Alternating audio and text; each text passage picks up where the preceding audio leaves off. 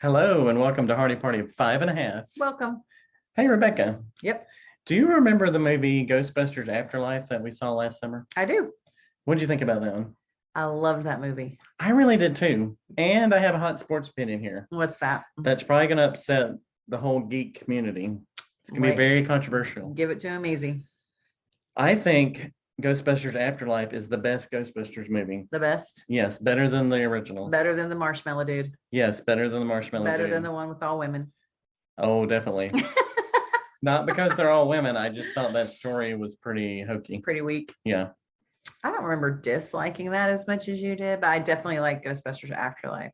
I wonder if we always think that the newer ones are better basically because CGI and technology is better. So we just naturally tend to say it's better. Well, I think that can help, but I think, at least for me, it's the heart of the story that's really what I'm judging. Yeah. And like with Afterlife, they did such a good job of bringing in the heart of the original movies, but then taking it to a new place with the new kids and stuff, but not losing like the atmosphere of the original. Right. And I think CGI can cover up a bad story. True. So, but like, it's not necessarily the same thing with Top Gun that we've talked about a couple episodes ago. But it's close because it's like all about the story. Yeah. And I think in both movies, they brought old characters into the same movie again. Yeah. So that's kind of what I was comparing. I think that was. But I think with Top Gun, I think the new technology with cameras probably helped the movie because we talked about the old movie was really constrained by what they could show with the actors in the planes. Right. So I think that helps the movie. But I also think that Top Gun Maverick has a better story because it has a more heart to the story. Right. When you look at the original Top Gun, it's a bunch of hotheads that are trying to outdo each other. Yes. And in the new one, it's more paternal and there's like a forgiveness there that you don't really see in the original. Right. So again, it's the heart of the story and not necessarily the technology. I totally agree. Yeah. I agree. Well, today we have a gal that really packs a punch. She is talking about a stick of dynamite. Talk about powerful things in a small package. That's right. She is 4'7".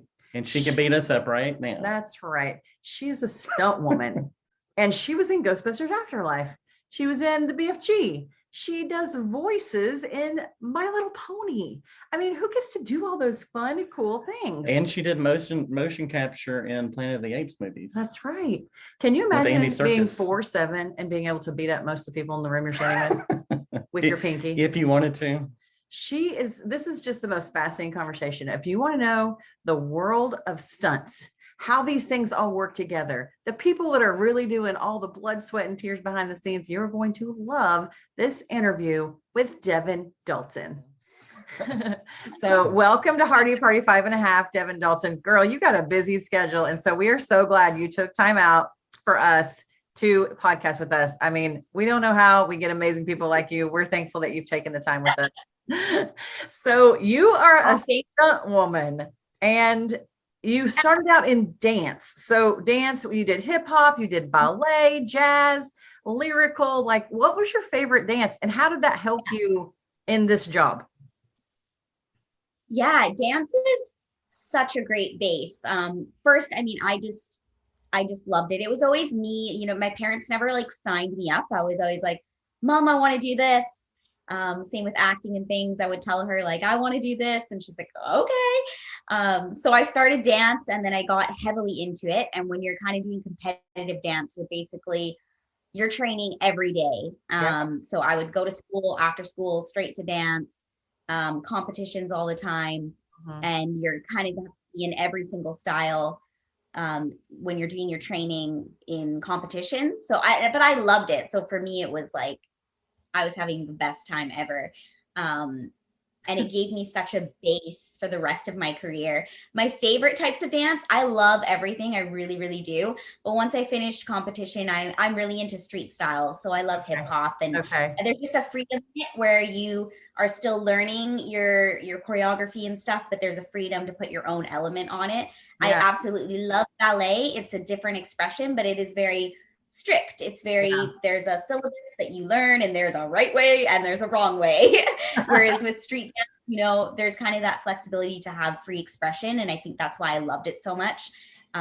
Maybe for me, using words was harder, and I could express through my body and my movement. Yeah. So I love that. And then I was always drawn to kind of Latin styles of dance. Like I love salsa dance, anything with just good music and movement. Yeah. So that for me, street dance and salsa. So hip hop and salsa is kind of my favorite. But I definitely love all of it. And as far as translating into my work now, it's a huge, huge impact. I don't think I maybe even would have fallen into stunts, no pun intended, if I hadn't had a dance background. And really, like, it's not necessarily seen as a sport, but the training that you do with it involves a lot. And it just gives you, it gives you a full awareness of your body. So you know, like everything about yourself, you know how your weight's going to be, you know how to move yourself, you know how to pick up choreography. You also obviously understand the performance element of it. So it translates with acting or stunt performing because you're storytelling. And then it's great for stunts, like even for learning fight choreography, you know how to pick up the choreo. And you also just have a body awareness. So if you're doing like falls or things are changing on the fly with directions, you just have a good base for picking that up. I know there's a lot of dancers who have now gone into stunts with street styles, classical styles. Break dancing is also obviously a great one because it takes a lot of strength and skills. And then it also helped me with all of my creature work and my character work, because that also is movement and storytelling. So there's dance is a great base. And I mean, I know a lot of people use it. Some martial arts people use it for their training. And I know even Arnold Schwarzenegger took dance lessons to help him with his, career. So there's many different aspects of dance for sure. Well, how does one do that? Go from dance to straight into stunt work? Like, do you just throw your resume out there on LinkedIn? Like, how does that work? Kind of. Really? Things change over the years, but yeah, it's a bit of a hustle. It's like with acting, you would get like an agent, or you would submit to an agency and then they submit you for auditions. Stunt work is a bit different. You're kind of cast. You're also kind of like the crew. So you have to hustle. You have to bring your stunt bag, which is basically your kit. It has all your pads, your harnesses, your helmet. Like no one supplies you with that. You got to. Oh, so you bring your own stuff. I didn't know you brought your own stuff. Well, probably. Yeah. Every also stunt performer legality. Yeah. No, you have your stunt bag that you bring, and it will have all of the pads that you will need. Your harnesses, your helmet, your mouth guard, anything you need to do those stunts. And that's something, that all stunt performers set up on their own. So there's a different hustle that comes behind stunt work. And it's basically a grind. Also, you basically, what I first started doing is I got into it through being on set already and being approached. So I was acting at the time, and I had an audition for the first remake of Apes, The Planet of the Rise of the Apes, which is like the first one of the trilogy. And I did that audition and booked it. So that was through my agent. I was just acting. I didn't really know what stunts was at the time. I was just doing my dance and acting stuff. And then we did 3 weeks of training to do all the ape work. So we did that training with Terry Notary, who's a very notable movement coach. And through that, there was a bunch of stunt performers, and they kind of approached me after, because they're like, well, you're really good at movement, and your size obviously also is unique to double kids and creatures, which is a niche as well. And so they kind of introduced me to stunts, and then I started going to like open gym and training with them and kind of learning what stunts was, because at the time I knew sort of, but not really. And then that's where the hustle started. You'd pull up your list on the union websites of what's filming in town, and you'd find the address and you'd print out your resume and your headshot and send it in and put attention stunt coordinator and just hope that, they'll get it and give you a call. And so and I know even before that time, people would actually just go to the sets and show up and basically offer to help out for free. So like when it comes to stunt work, we're very much a team, because even if someone else is doing the stunt, everyone's got to move the pads and set it up for each other. We check each other's stuff. It moves as like a whole team. It's not a very an individual thing. It really is a team. Like any movie you see, like if one stunt has happened, like there's a bunch of people behind it. Yeah. So you would go and hustle, get to know the community, train with them, and then just, send out your stuff as much as you can and hopefully get some gigs and do a good job. So it definitely, it's a cool hustle. And I think a lot of people don't necessarily know it because it's kind of, it's always been kept behind the screen a bit. Right. Yeah. It's starting to get a lot more recognition now, but yeah, I can see your LinkedIn hustler / great body awareness. Top of the list. One, I love stunt work because I feel like stunt work is even coming back, because I think there was some time in movies where they try to do it all digitally and it just doesn't look the same. Even as good as digital has gotten, you can just tell when it's a stunt person and when it's digital. So I love that the human element is still in it. Yeah, for sure. Like I love it. I love any. Like even in a Marvel movie, you can tell like 2/3, like the last third of every Marvel movie is usually a CGI battle of digital characters. Mm-hmm. Yeah. So and it's cool, but it's not the same as when you see like, Jackie Chan in there doing the right. Yeah. Like, okay. Yeah. An element makes it more dramatic, I think. Yeah, for sure.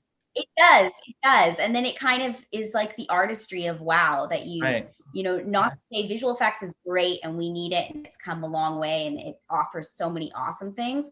But if you can do anything like practical, doing it for real, it's quite something. Yeah. Okay. So you mentioned earlier you double for kids a lot.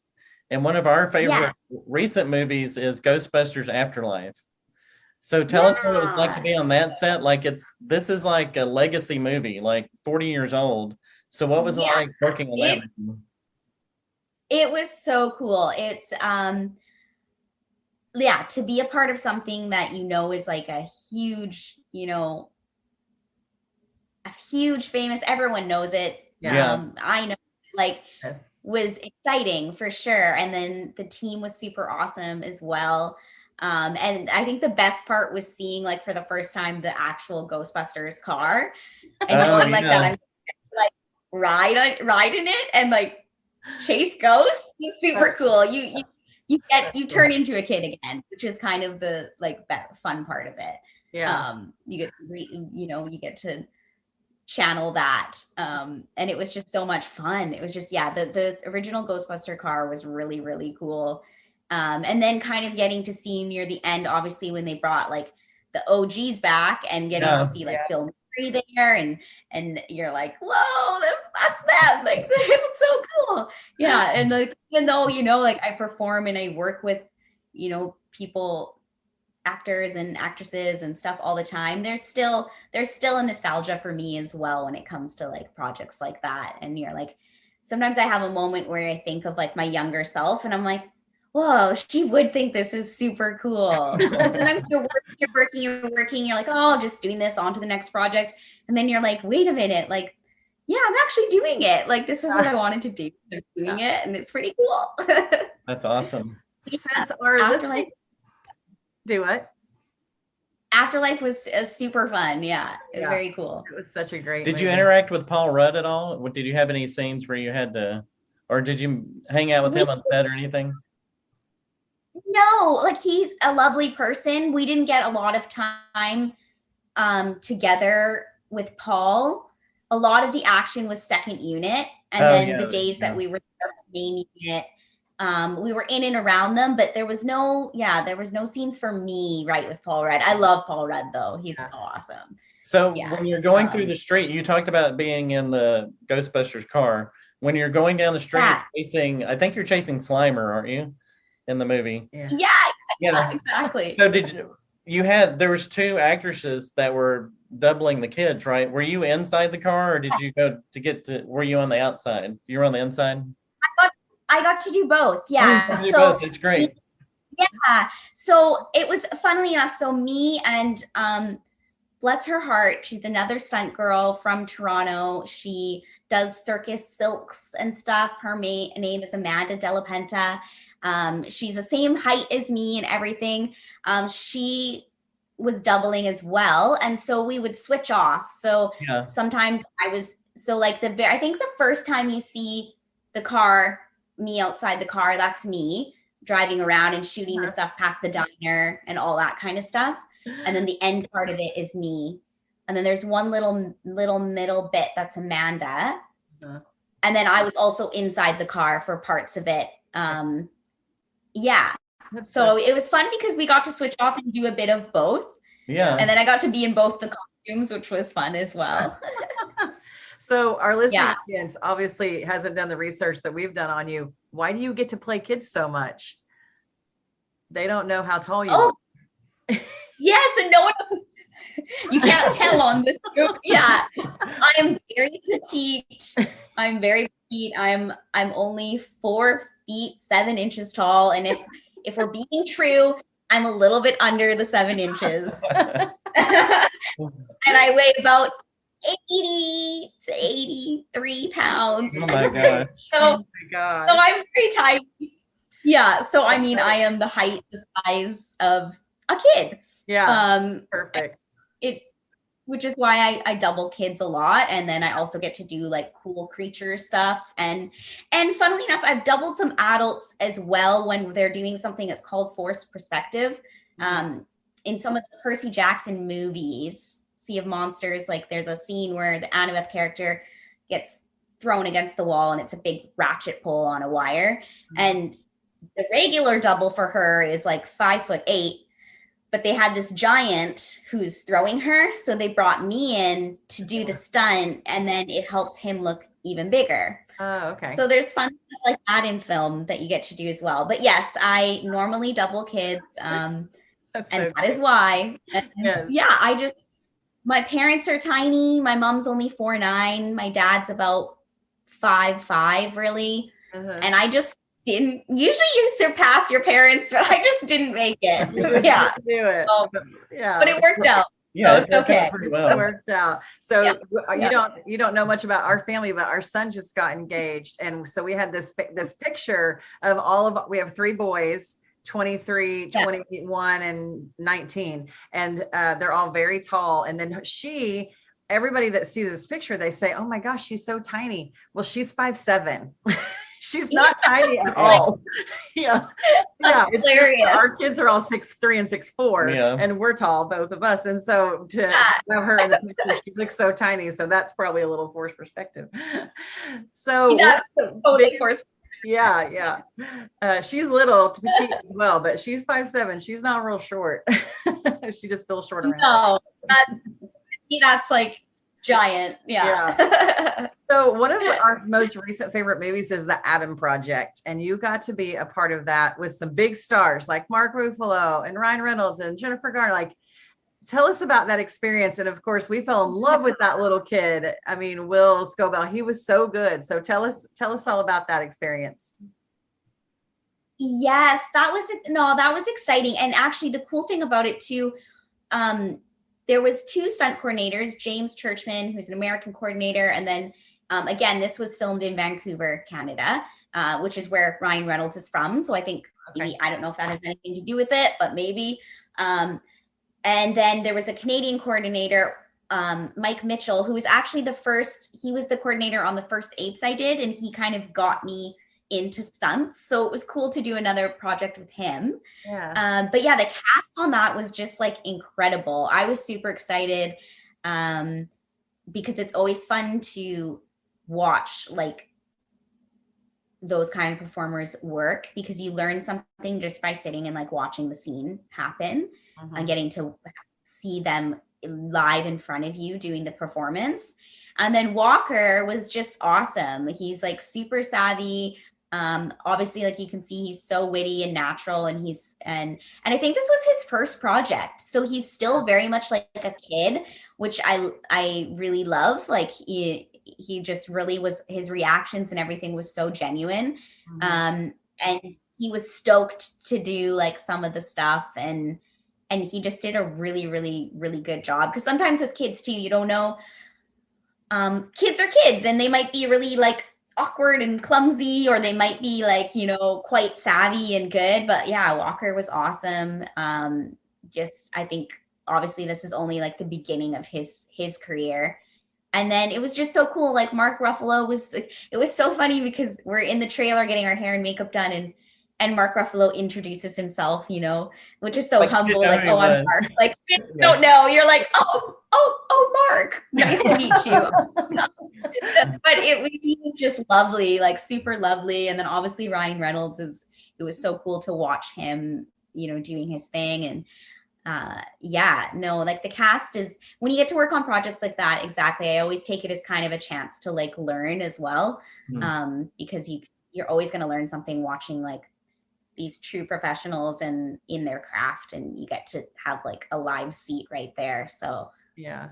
What were some things you got to do on that? What were you a part of on that movie?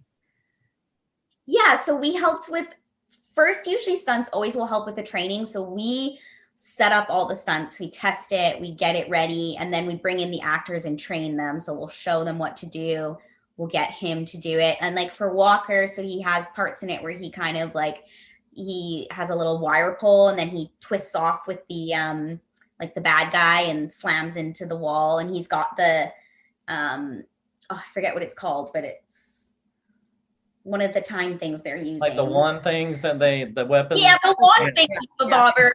Yeah. So we were working with him with that. And so I would go in and test and line it all up. And then we would put Walker on it and kind of get him comfortable slowly with it, so that he could do parts of it. Because obviously, if we can get parts with the actor, like that's the goal. And that is kind of the job when you're a stunt performer, is to obviously like make the actor look the best they can. So you want to help train them. And then, you know, you'll do all the parts that maybe are a bit more dangerous and rough and that you wouldn't want the actor to do. But you want them to do as much as you can, because it's better for camera and everything. If they can get a straight on shot with the actor and they can do that comfortably, then like awesome. Yeah. So for Adam Project, there was a couple wire pulls for him. We had a little thing called a parallelogram when they're taking off on the spaceship, where they kind of lift off. And then there was like kind of some stuff in the spaceship as well when they're driving, that he got to do. Yeah. And then just like running around and being in and about the action, basically. Yeah. What is the worst you've ever gotten hurt? I was thinking that too. People always ask that question. They're like, what? Well, you know, here the thing with stunts is it's all about safety as well, which is obviously like why we have so many rehearsals and professional people doing it, because we want to try and not have that happen. I've definitely had bruises and aches and pains. That kind of always comes with it, like soreness and things like that. I have been super lucky to not have any, like, no concussion or broken bones. I'm going to knock on wood there. But I know many people who have had, obviously. So for me, I think the worst was like, I kind of rolled an ankle weird that every now and then flares up. But really, like, besides having maybe like some pretty good bruises, like some pretty good ones. Yeah. That's it. So well, that shows I'm happy. That's how good you are at your job. All of your team. Totally. It's like you definitely want to save yourself as much as you can. Yeah. And we tried in rehearsals to really, like, obviously when we're testing stuff, we wear a helmet and you know, a mouth guard, and on the day you don't, but like you're gonna pad up when you're rehearsing, so at least you can save yourself during that part. And then obviously when the camera's rolling, you go for it, and you usually try and go really, really hard the first time so that it looks really awesome and that you don't have to do it. You don't have to do it again. Yeah. You know, so you aim for that for sure. Yeah. So you mentioned the team, that there's a big team there, and I know one of those positions, the riggers are so important, and it's kind of an unsung heroes that you don't hear about. So explain to us what a rigger is and what they do on the set for you. Yes, I'm so glad that you asked about that. And I'm when I read that question, I was like, oh, yeah, so glad that you asked about that, because really, like, the riggers are so important. And they hold just as much as the performer, because without a good rigger, the stunt's not going to be good. Without a good stunt performer, the rigger's job. So really, like, they have to work together. And I always really want to know. So riggers, basically, if people don't know, they're the people who are like, a lot of them come from different kind of safety backgrounds. Like, they're like the guys who are going to keep you safe. They set everything up. So if you're doing any kind of wire stuff, they're setting up all the wires. They're going up in the trees or up in the studio. They're rigging everything. They're testing it with sandbags that are like your body weight to test it out. They're coming in and they're hooking you onto the line. So they double check everything. And often they're the ones doing it. So like lots of times we'll do like hand pulls or something where they are on the other side jumping off a ladder to pull you and time it. And so they are part of their performance, because they have to actually do it. And you as the performer, you're just on the line and you go with it. But the rigger has to like time it right. He's got to set it up. He's got to pull your weight. He's got to do like all the kind of technical side of it. Yeah. They handle, and the safety side of it, they handle. And they work so hard, and they're just like, they really like, when people like see the stunt happen and they're like, woo, and they clap for the performer, like equally to the riggers. There's just no way we can even make that look cool. And most of the stunts that we do, we wouldn't be able to do without riggers, because as much as they're practical, they're on a wire. They're something's being set up and rigged, or even with car stuff, you've got to rig the car so that it can be a stunt car, like anything like that. And we've just been like, I've been blessed to work with a lot of really, really, like, these people are highly trained people who have like so many years of experience in different stuff. Like if you dropped them in the middle of the woods with nothing, like they're your guy. They're gonna know exactly what to do, figure it all out. So yeah, and they keep us safe and make us look good. So riggers are just the best, and they're such a big part of stunts, but exactly, most people have no idea who they are. And are there a few names that pop in your head? Because these people never get any recognition. Are there a few that you can think of that you work with a lot? So Corbin Fox is a main stunt rigger. I think he kind of goes all around the world. He's super, super awesome. He's got a good team with him. Grant Smith, Dave Edgar, Harry Beckham, Raph, I don't know his last name.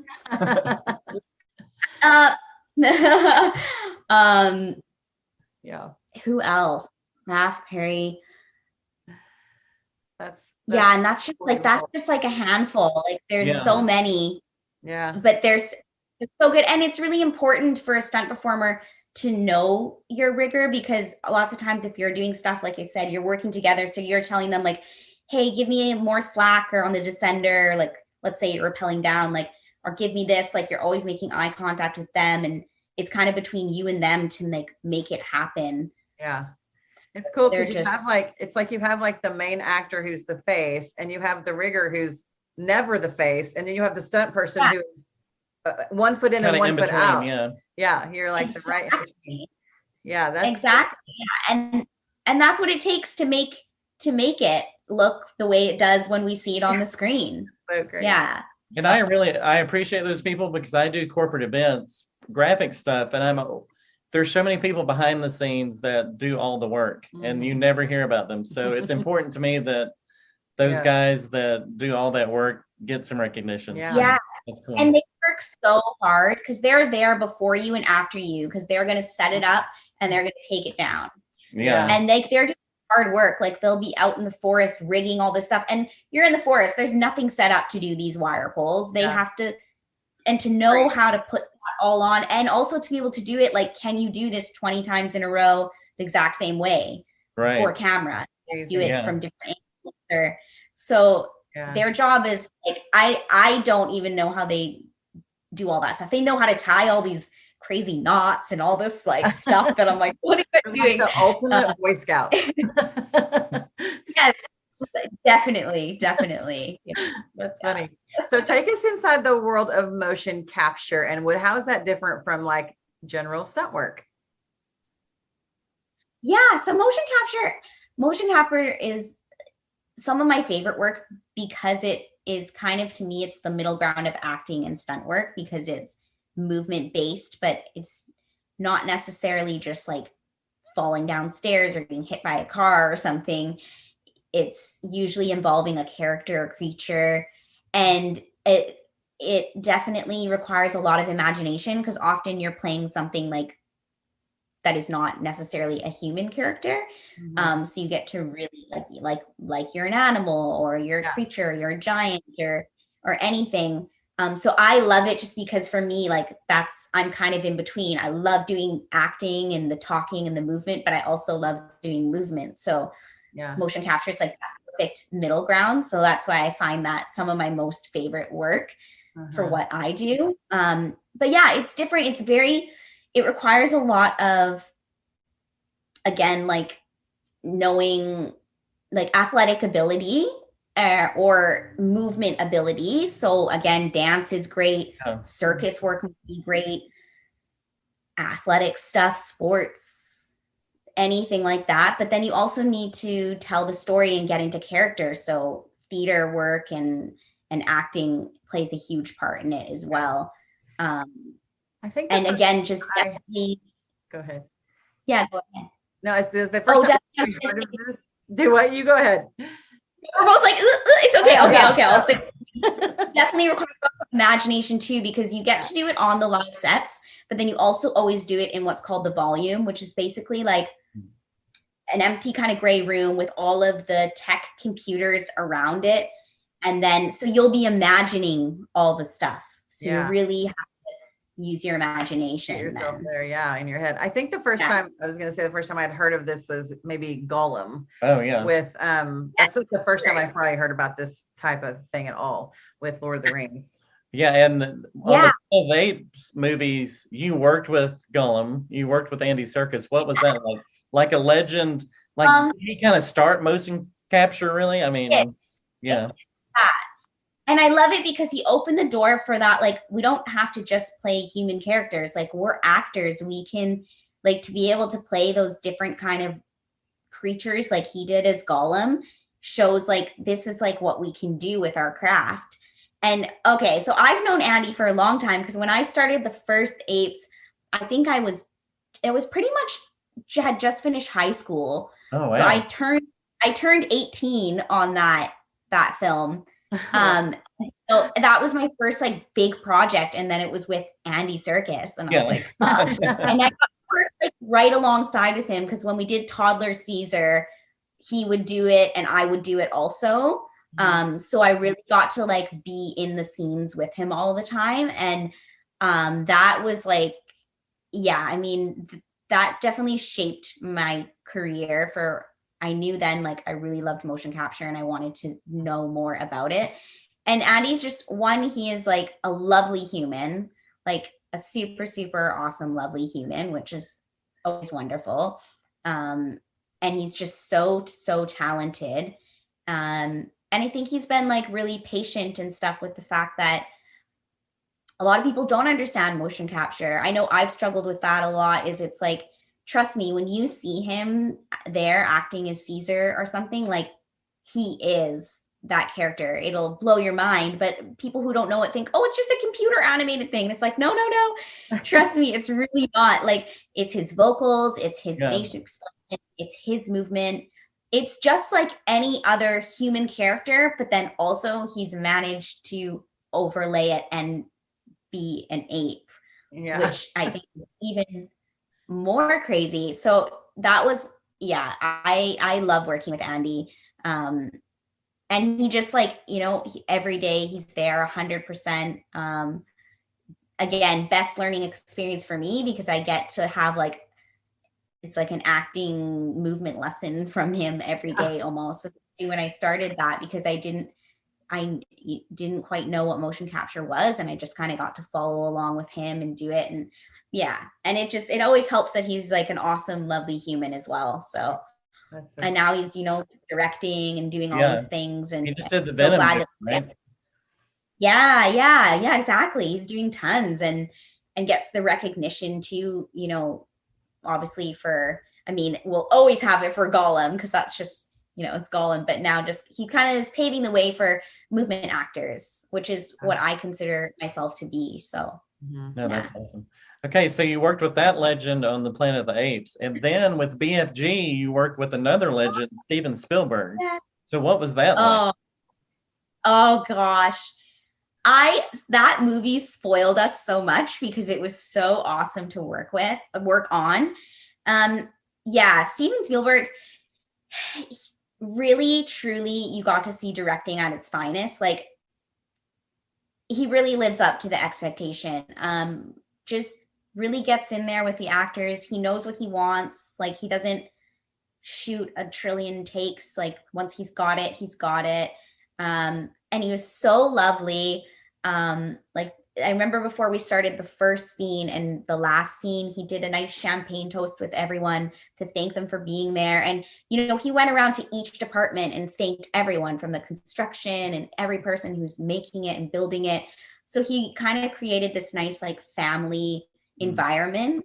And also he just, I don't know if people know, but sometimes in film, we work like a little bit crazy of hours. Like, you can work 16, 18-hour days. It can be crazy weird hours. You don't get much time off. It's like, it's quite grueling. It's awesome in so many ways, but there's a very grueling side to it. But Steven Spielberg, he kind of like, he kept everything at kind of a 10-hour day, which was manageable. So people still got to like go home and see their family and come back refreshed. And so it was like a very nice working environment. And then obviously he was just great. Yeah, I loved working for him. I would give anything to work with him again. And I just loved that he knew what everyone's job was. He knew who everyone was and really like thanked them and appreciated it. And so it was just like great to be a part of maybe what I imagine, like how they made movies back in the day. And just, he's just so talented, you know, he really is like, he deserves to be in the position that he's in. There's a reason he does that. And he's so great with his family too. Like his chair, like, you know, like the movie set chairs that have the back, his dad on it. And I remember the one time his daughter was graduating, so he directed from Zoom because he was at his daughter's graduation. And so he's just a wonderful man, I think, as well. And yeah, I loved working with him, and he really is like an artist. He's an artist for sure. So, well, I think it talks to his preparation that he can have such short hours because he knows exactly what he's already got in his mind, what he wants. So you don't have to do all these extra things. So yeah, because you see it sometimes when people maybe don't, and then you take all this time to do things a million different ways, which is great. That's fine, like, you know, but it really shows, that he's got a vision and he knows what it is, and he knows that once he's got it, like, that's all I need. I don't need to keep doing it a million times. Yeah. Listen, we know all about this grueling hours of filming because over quarantine, our family decided to refilm the movie Goonies. There was 6 of us. We did all the important scenes with anything we could find as far as costumes around our house, wigs and scarves and all kinds of crazy. We all had at least 2 or 3 roles, and people were quitting. And there's drama. Yeah. It's our own children. People were quitting. I had to promise pizza parties and crap like that and get them to like perform. It was ridiculous. That's hilarious. I love that. That's good dedication. Yeah. You know what? I just worked with Josh Brolin too, which was a dream. And really? Yeah, that he played Josh in the Yeah, in the Josh. Nice. Yeah, he was. They tied him to the recliner. Yeah. I mean, it was fun. It sounds like That's Steven Spielberg had a lot more scene control than we did. Probably so, Yeah. but he wasn't also the parents of the people that he was trying to like herd like cats to Yeah. do things or pay them off. Exactly. So we told you we have 3 boys, so we don't know anything about this next part that you have your hand in, which is voiceover acting on My Little Pony. What is the name of the person of the pony that you are the voiceover for? Because we don't speak this language. And in its own world, let me tell you, it's a massive world that people are really like. My Little Pony, I had no idea the world following of that franchise, and genuine fans, like diehard fans. It's honestly been like, it's been so lovely to be a part of, because the people who love it, like, they're just so genuine and they really care. And it's been awesome to do like the con events where I get to meet them. But my character is named Ocellus. I am, so I am a student of at the School of Friendship is Magic, the School of Friendship.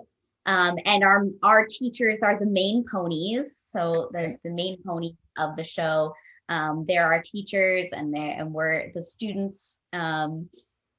And Ocellus is a changeling, it's called. So basically it's kind of like this bug-like horse character, and she can change and morph into other characters. So she's kind of like a shapeshifter almost. Okay. But I have this plushie.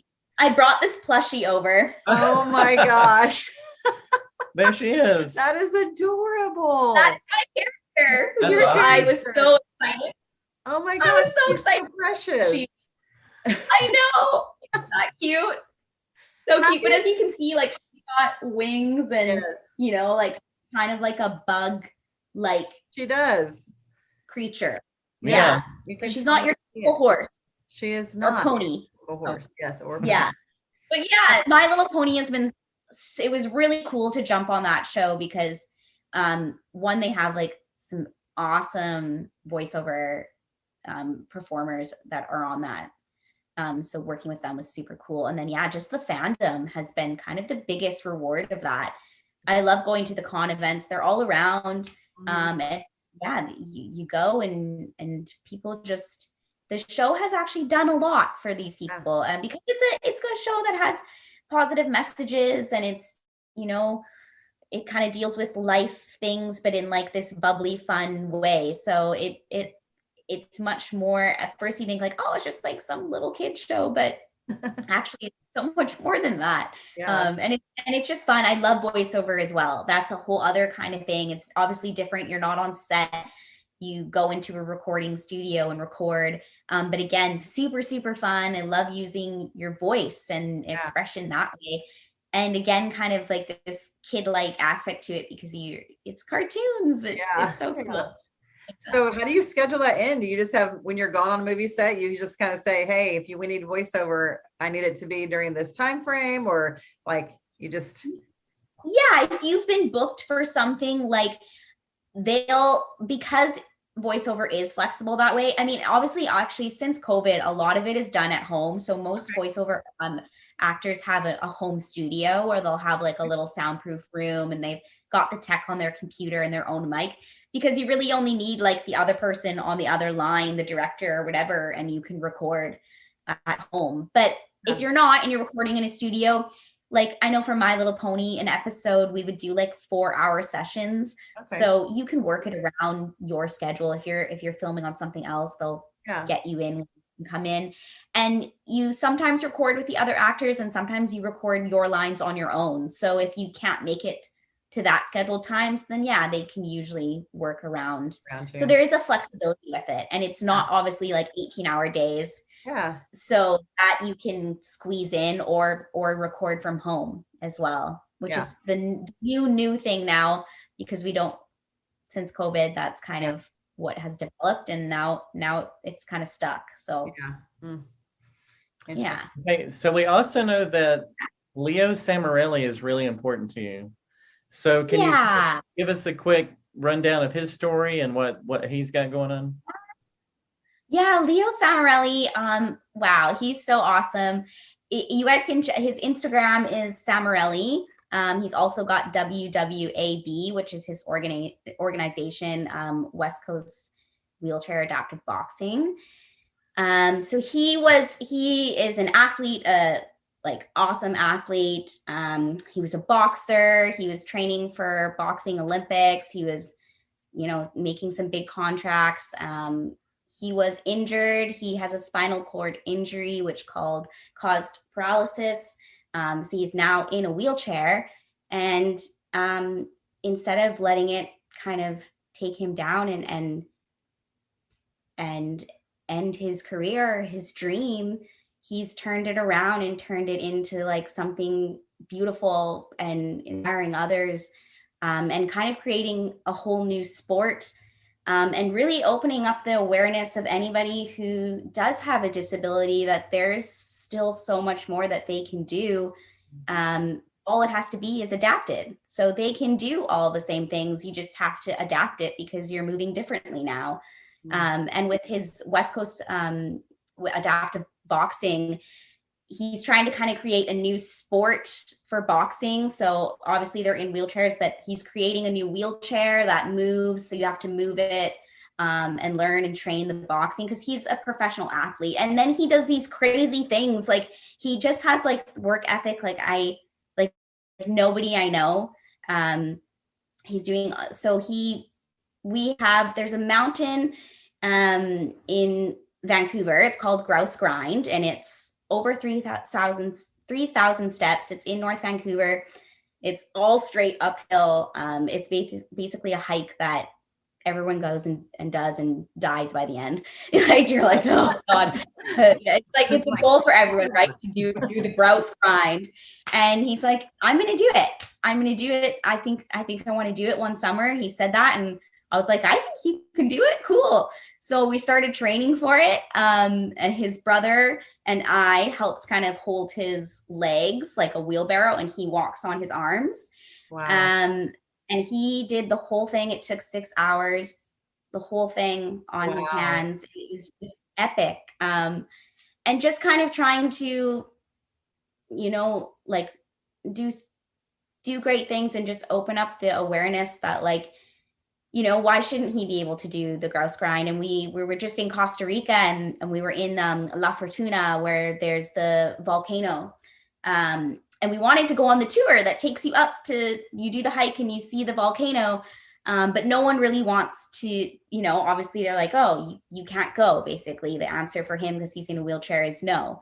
But he knew that he wanted to see it, and we wanted to go. And so we decided, let's do it anyways. And so we did the same thing as the Grouse Grind, and we went up there. And it just, he kind of does it to bring awareness too, that like, I think there's a lot of places that we can definitely, I don't think people do it intentionally, because I know even for myself, I wasn't aware of it, but spending time with him, I'm much more aware of it, of places that don't have accessibility, but could easily have accessibility.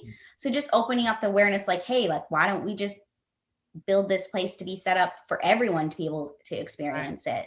Yeah. And also just such a motivator. He teaches classes every day, to boxing classes. And he also trains able-bodied people. I do my boxing training with Leo.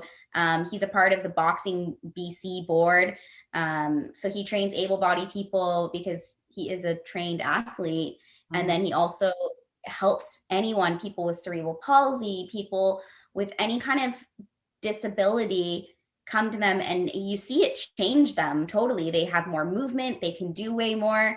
So I guess it's just about like taking, traumas and things and not letting it stop you, and getting up every day and still pushing forward, and just kind of going beyond those limits that are set there for you, but they don't have to be. Definitely he's an inspiration to everyone. And I'm excited to see what next thing he's going to do. Like there'll be something else. Oh, I should also mention he's on the national team for Canada, to hopefully going to be representing Canada in the Paralympics. He does cross country skiing. Yeah. So cool. That's so all around like superstar athlete, and just trying to help others out there who have, you know, suffered injuries or who were born with disabilities to just know that like you can do all the other things that people want to do. And yeah. That's so cool. I think I saw some videos of you. So have you ever punched him when you were doing it? Have you punched him in the face before? We saw those videos. I tried, but the thing is he's so good. Like he's so good. He's so good. I would have to catch him off guard because if we were doing that, no way. There's no way. Well, what's perfect about you and him is that because of your height and when he's sitting in the chair, I mean, it's perfect for you.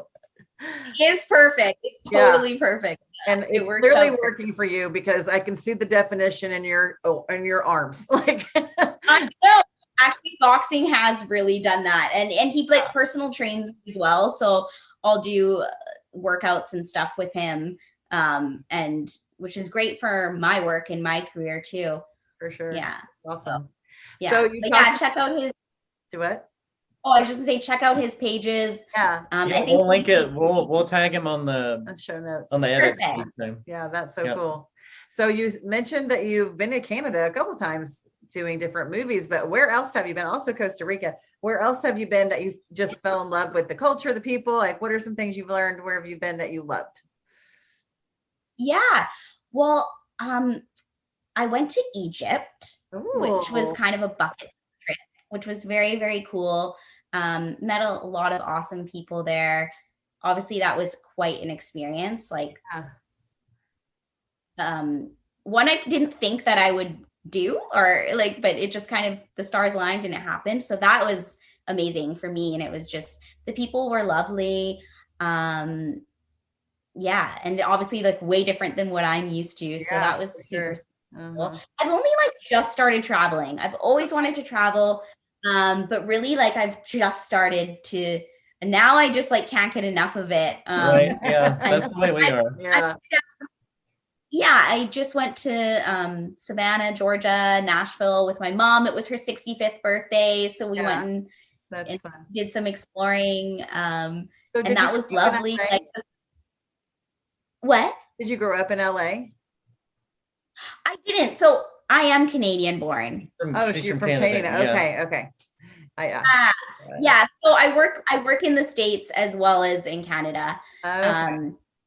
Yeah. So I was born in Alberta, which is kind of a prairie country.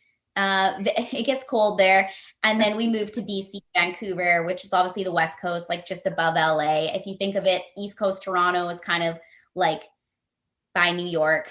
Vancouver, which is known as North Hollywood because it's a huge film hub, tons of stuff. Obviously there's great scenery there. You've got the ocean, you've got the mountains, and the weather is probably the best in Canada because you don't really get snow.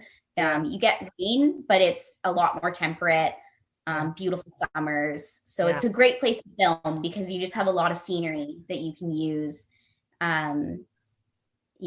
And then I've done some stuff in Atlanta, a bit in LA. I'll be going to Boston soon for a job. It's been cool. The travel part is what I'm most excited about. So I'm just starting to kind of get worldly with my travels. Yeah. That's awesome. Isn't the Calgary Stampede up in Alberta the famous rodeo? Exactly. The rodeo, the cowboys, exactly. So Alberta is like the cowboys and they call it, so this is like, Alberta is like the Texas of Canada. Oh, okay. Is what they there you go. So that's like, and then I guess true, like I said, Toronto would be like East Coast. Vancouver is more West Coast, like LA. Yeah. I don't know if that's really true, but I went to Texas once for PonyCon, and then I just got offered a project there in Austin, and I was super excited because I would have loved. Texas is so cool. I would have loved to spend some time there.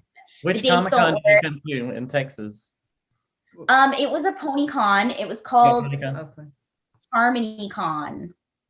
HarmonyCon. A PonyCon? Yeah. I'm sure you guys know. Yeah. That is crazy. But you ended up not taking the Austin job?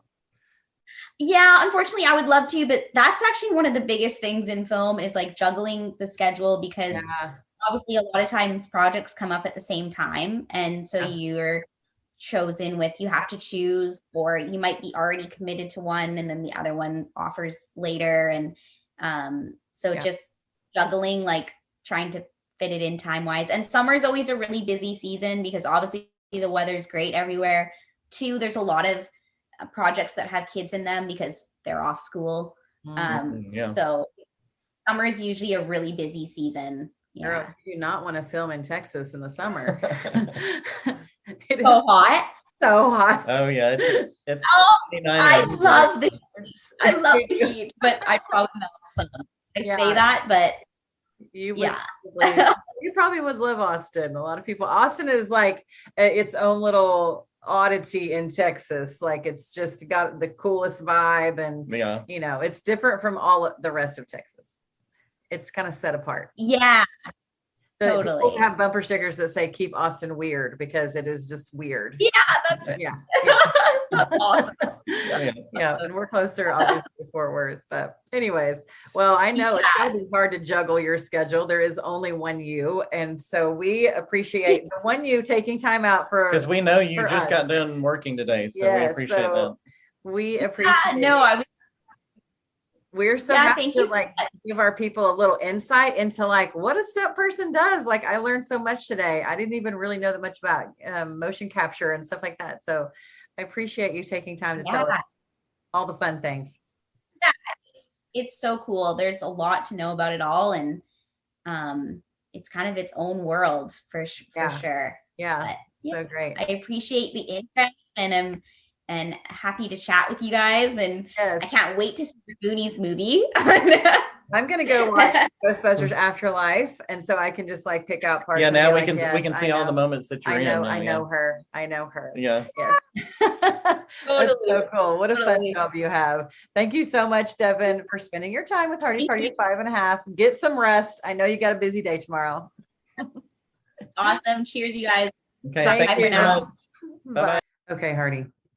Voiceover. Yeah. Stunt woman. Yeah. Motion capture. Yes. If you could only do one of those, what would you do? Oh gosh. It's hard, right? You know what would actually be, I think what combines all of it together would be motion capture for me. You would do motion capture? Like you're doing the stunt work, which would be awesome and fun, but you're also able to perform a little more like you're the character rather than just being a stand-in for the character. You're the character. Yeah. Like Devyn talked about being in the Planet of the Apes movies. She was one of the apes, so she was acting and doing the stunts. Right. So I would combine those. What about you? I have a very shallow reason for what I'm about to say. Okay. I think I would probably do voice. Really? Yeah. Why is that? I don't have to work out. This voice of mine is always going to stay the same. Oh, really? Wow. I hope, unless I don't know what would cause my voice to change, but your voice could go out. Like, don't a lot of singers' voices go out? Yeah. And they have to have surgery. Well, if that happens, then I'm just going to start working out, I guess. Yeah. I don't know. That's really shallow. That's not true. The most intriguing one obviously would be the stunt work, mainly because I'm always intrigued by like, especially women that can kick butt and all the martial artsy things. And I don't know. I probably like fighting movies, maybe even more than you do. Like Jennifer Garner and Alias. Jennifer Garner and Alien. Oh yeah. Remember that show? Yes, I was actually when you said Jennifer Garner. When you said Jennifer Garner, I was thinking Electra. Oh yeah, I forgot about that. And so I was like, wait, what's Alias? Yeah. So yeah, you went in the Wayback Time Machine. So yeah, that's probably stunt work. I think would be really cool. Anyways, I thought she was so fascinating. It was awesome. I learned so much from her. One, I love being able to highlight, like we talked a little bit about the people behind the scenes. Yeah. Like the riggers and the crew members that don't get much other than seeing the movie finished. They don't get much publicity or media or anything. They don't. And they make the movie happen. Right, so, exactly. Yeah. So the next time we're at the movie and the next time you're at the movie, you need to sit through all those credits and just say thank you. Thank you. I'm going to say thank you to each name that comes up. I want you to pronounce each name and tell them thank you all the way through. All right, deal? Even if there's no after credits, you have to stay. Just stay. And you have to say thank you to each name on the credits that put together this movie Can for you imagine the movie theater worker coming in with the broom, just like, come, what are you doing? Why are you I'm just just sitting saying here thank you. saying all the names that you can't even pronounce? It's like the insurance commercial where they're taking the people to the movie and they're turning into their parents. Yes. And those after movies the are so movie's funny. over, the one woman starts clapping, and the guy's like, nobody that's made the movie is here. You don't have to clap. But this is our new mission. We're gonna thank everybody that's made the next movie you go to. Key grips, I'm coming for you. And that's right. Caterers, everything. That's right. Well, we hope you enjoyed this episode of Hardy Party of 5.5, and we hope you enjoy your next trip to the movie theater. Hardy Party 5.5, over and out. We'll see you next time.